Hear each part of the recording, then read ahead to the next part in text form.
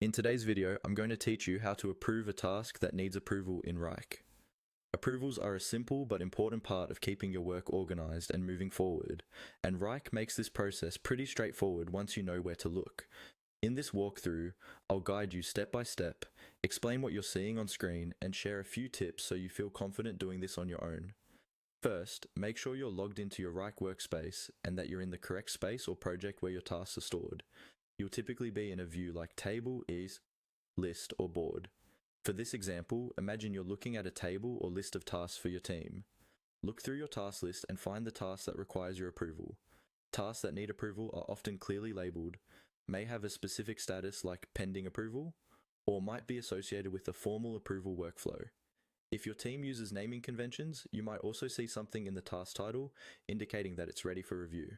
Once you've identified the correct item, click on that task to open it. When you click the task, a detailed panel will open, usually on the right side of the screen. This is where you can see everything related to that task: the description, attachments, comments, assignees, due dates, and any approval request that's been set up. Take a moment to quickly scan the content, check any attached files, notes from the assignee, and recent comments. It's a good habit to confirm that the work actually meets your team's standards before you approve it. Within this task panel, look for the approval section or the approval button. In Wrike, when a task has been sent for approval and you're the approver, you should see an option that clearly says Approve or shows an approval control. Once you're satisfied with the task's content and you're ready to give it the green light, go ahead and click on Approve.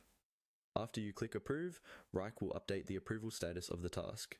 Depending on how your workspace is configured, this might also change the task status, notify the assignee, or trigger the next step in your team's workflow automatically. You should now see that the task is clearly marked as approved, which helps everyone on the project know that this item is complete from an approval standpoint. That's all you need to do. Open the task that needs approval, review it, and click Approve to confirm it.